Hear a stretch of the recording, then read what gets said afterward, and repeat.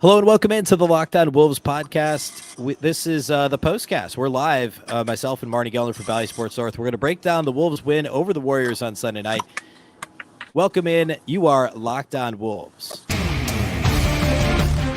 You are Locked On Wolves POSTCAST, part of Locked On Sports Minnesota. Your team every day.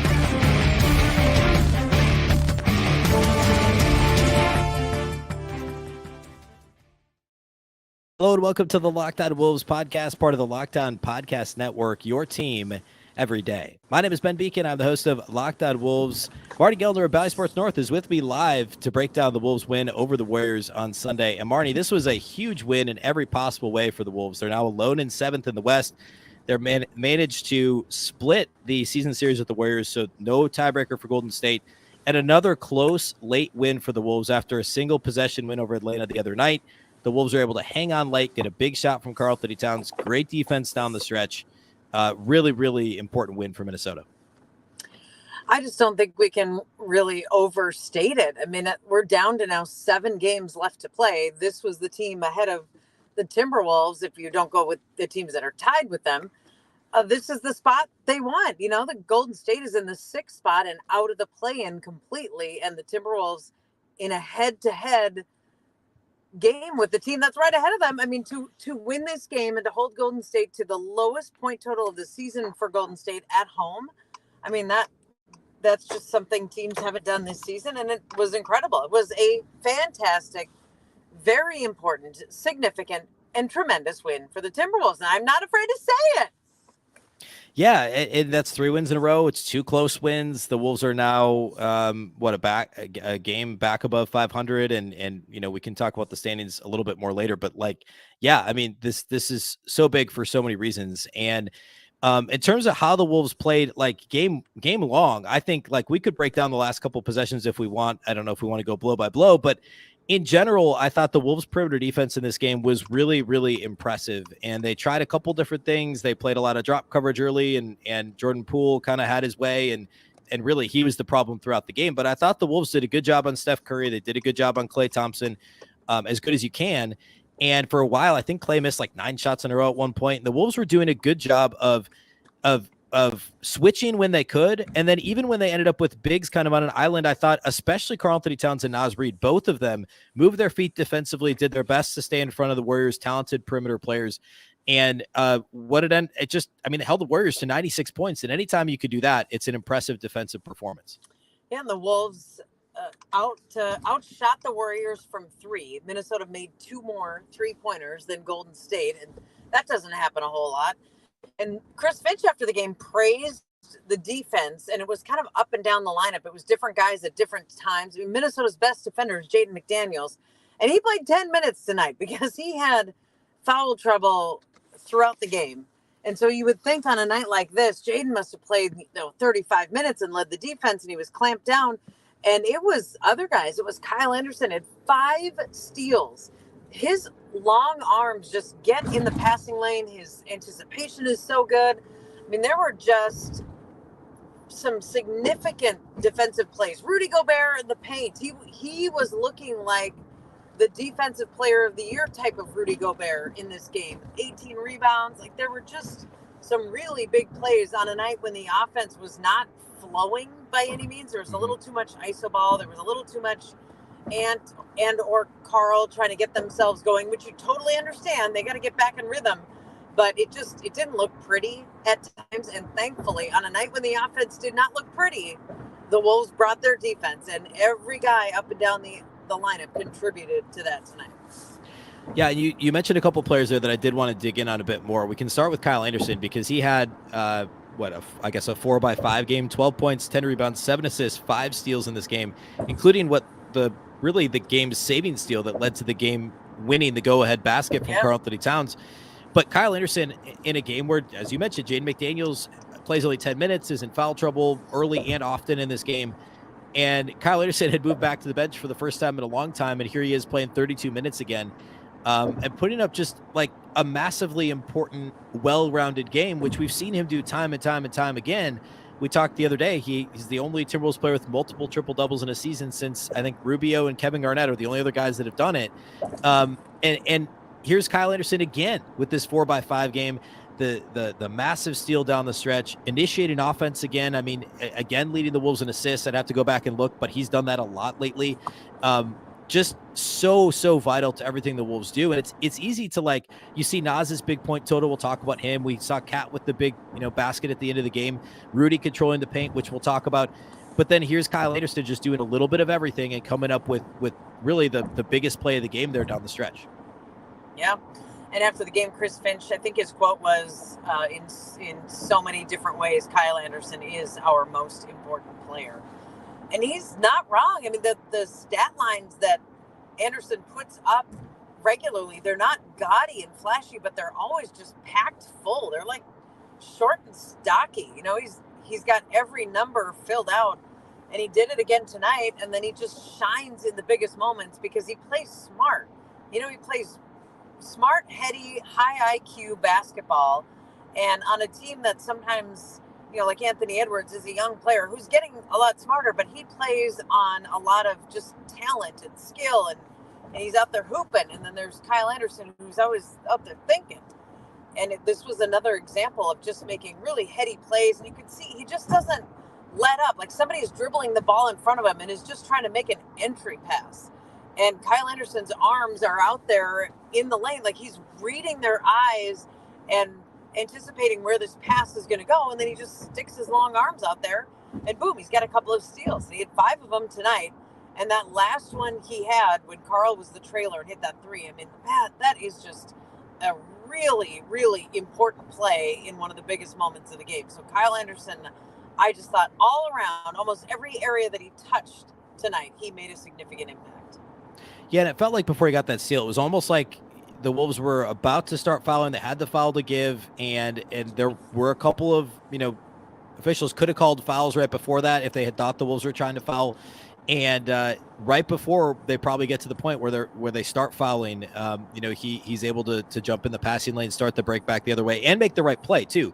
There's a couple different ways that could have gone. Once he had the ball in his hands, like he could have pulled it back out, and obviously what happened was the right play, but there'd be a school of thought to like, okay, let's not give the Warriors a chance with the ball. Now you're losing, so Towns shooting the ball with the possibility of an offensive rebound was the right play. But another player, other players may have pulled it back out and tried to like run something, or maybe thrown it to Rudy, who is the trail big behind Cat, which would have been potentially disastrous on the move, going down the paint, calling for the ball, thinking he's going to get the game-winning dunk. But the right play there was to throw it to Towns, who was in rhythm, wide open, in transition, perfect opportunity to knock down a 3. Let's also talk about Rudy Gobert. We mentioned earlier, you mentioned, Marney, how he controlled the paint. And he really did. And Golden State doesn't do a ton of damage in the paint. That's not their game. They don't get to the line very often, which is one of the reasons why I actually don't hate the Warriors as a matchup for the Wolves in general, because Golden State doesn't try to get to the line a lot. The Wolves foul a lot. And of course, it wasn't great for Jaden McDaniels in this game. But Rudy did really control the paint. I mean, other than Jordan Poole, nobody else really did much damage in terms of getting to the line or getting into the paint for Golden State. And Rudy had 18 rebounds. Nobody on the Warriors had more than 7. And even though Gobert only had 3 shot attempts, he had a double-double, 10 points because he got to the line a bunch and made, 3/4 of his free throws. So he had a good game at the line, 18 boards, 4 offensive rebounds. I thought this was a good Rudy Gobert game. And, it needed to be, right? Against a team that loves playing small. He needed to play big, and he did. He did, and I feel like it's a really effective game when Rudy doesn't have to shoot the ball a lot, but can be really involved and really impactful. This was like that prototype of the game. And something that is really interesting about the impact that Rudy had tonight, he had 17 rebounds going into the fourth quarter. He only had 1 in the fourth and played 8.5 minutes in the fourth. But if you watch and kind of ISO'd him, Golden State was putting bodies all over Rudy Gobert when he was in the paint. So now you've got a team that is using its defensive energy to just try to limit a guy to getting rebounds, which they did successfully, but it had to have opened up other areas for the Timberwolves to then get good shots. So the impact that Gobert made, because he was dominating the glass so much, forced Golden State to play a different style of defense just to kind of get bodies on him and try to get him off a rhythm or give them some rebounds. That is the significant difference that Rudy Gobert makes, and something that's not going to show up in the old stat sheet, but something that he can hang his hat on and you see how I impacted this game? It wasn't because he shot and scored 40 points. It was because he had 18 rebounds and forced another team to scheme against him on the glass. I mean, that's pretty impressive. Yeah, the Warriors had to send multiple bodies at him all game long, and he dealt with it. And even when, like you said, even when he couldn't grab rebounds, he was active. He was getting his hands out there. He was tipping balls. And I thought in general the Wolves did well on the. I mean, what were they? I believe a plus 12 in this game on the glass. Plus 12 on the glass, and third highest rebounding advantage of the season. We looked that up at one point, so significant. Yeah. Today's episode of Locked On Wolves of the Postcast is brought to us by our friends at PrizePicks. If you had taken Naz Reid points over, we're going to talk about Naz next. You would have been in good shape in this game. If you're wondering how PrizePicks works, it's really simple. You just pick 2 to 6 players, and if they'll score more or less than their PrizePicks projection, you can win up to 25 times your money on any entry. You're not competing against other people. It's just you versus the projections available. PrizePicks offers projections on any sport that you watch. Of course, that includes the NBA as well as what's left of college basketball over the next week, NHL, MLB is about to start up. You name it, they have it at PrizePicks. Entries can be made in 60 seconds or less. It really is that easy. Download the PrizePicks app or go to prizepicks.com to sign up and play daily fantasy sports. First-time users can receive a 100% instant deposit match up to $100 with the promo code Locked On. If you deposit $100, PrizePicks will give you $100. If you deposit $50, they'll give you $50. Don't forget to enter the promo code Locked On at sign up for an instant deposit match up to $100. Let's talk about Naz Reid. I mean, Naz led the Timberwolves in scoring in this game easily. He had 23 points. Nobody else had more than 14 for the Wolves. He only played 21 minutes. He led them in field goal attempts. He led them in points. Hit a couple of big shots down the stretch. I think he started 9 of 12 and finished maybe like 1 of 5. But he had a big corner 3 late. Had 6 boards in this game. Was third on the team in rebounding. And I mentioned this earlier. I thought he defended well too. In a game where you need your bigs, if you're going to play big against Golden State, you better not miss. And by that, I mean, you better be able to defend in space. And I thought Naz was a big part of that. Just a good two-way performance from Naz Reid.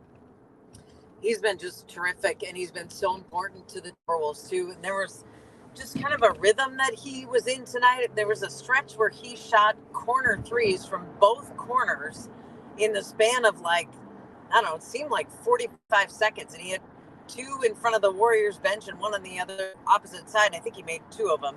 But even just the fact that he's getting those looks and putting them up, there's just been something so dynamic and effective, and just it's pretty. Naz Reid's offensive game is flat out pretty, and he just has proven himself over and over and over. That man is going to make some money this offseason. And when you think that the Wolves finally get to a point where it's like, okay, well, we got to limit Naz. He's the odd man out. We have so many bigs.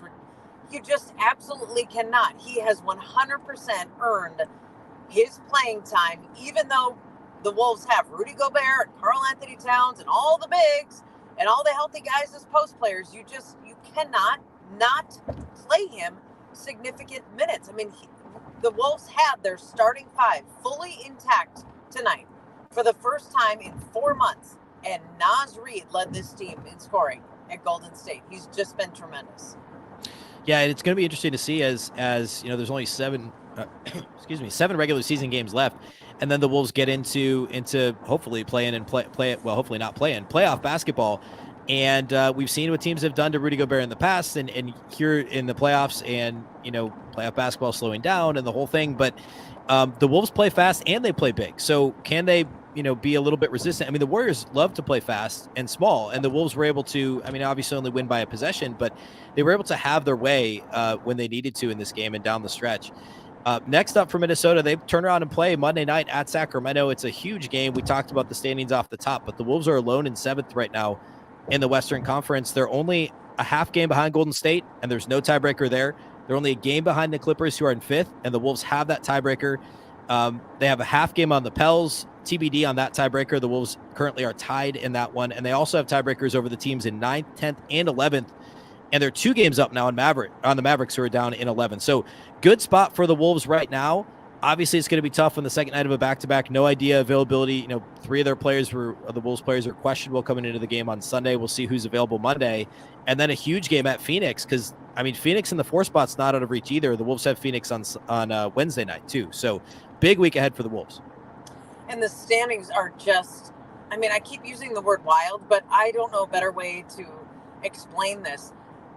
The Wolves were tied earlier this afternoon, tied by record with the Lakers and Pelicans, but the Wolves were in the 7th spot. So it went Wolves, Lakers, Pelicans, all with the same record. The Lakers lost, and the Pelicans jumped the Wolves because of that, because there are different tiebreaker rules if 3 teams are tied versus 2 teams are tied. And that's where we are in the Western Conference, using different tiebreakers for the number of teams that are tied for the same spot because it is so jumbled up.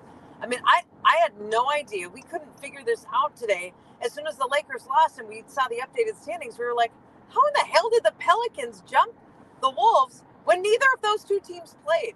It is bizarre. We're down 2 weeks left in the season, and this is still going on. I've never seen anything like it in the standings. And I think as an NBA fan, you have got to be absolutely giddy and just in a tizzy over what's going on in the Western Conference. It's crazy. Well, and obviously a million things can change because a million things change today alone, but like over the next 2 weeks, because or I should say, but the Wolves and Pelicans finished the season against one another now. Exactly. Yeah. As of today, the Wolves are, what do we say? They're now technically a half game ahead of the Pelicans because the Wolves won tonight.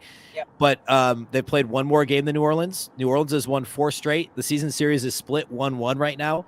I mean, who knows? Like, it maybe at that point both teams are in. It's a matter of positioning, but either way, that's likely to be an important game on April 9th. It's a matinee at Target Center actually to finish the regular season. So, man, these next 2 weeks, like, it goes without saying that every single game is extremely important. But at Sacramento Monday, at Phoenix Wednesday, and then home for the Lakers on Friday. So a massive week ahead. We'll of course go live after the game. Late Monday night, the game at Sacramento. So be sure to tune in, subscribe to Locked On Sports Minnesota, and you will be notified when we go live about 45 minutes after the end of that game. And of course, you can also listen to the audio. If you can't watch it live, it is a late game. You can listen to the audio on Locked On Wolves on any of your favorite audio platforms. You can always listen to it after the fact. We'll do the full post-game podcast the following day as well. So be sure to subscribe to Locked On Sports Minnesota on YouTube. Subscribe to Locked On Wolves wherever you listen to podcasts. A big thank you for watching. A big thank you for listening tonight. We'll catch you next time.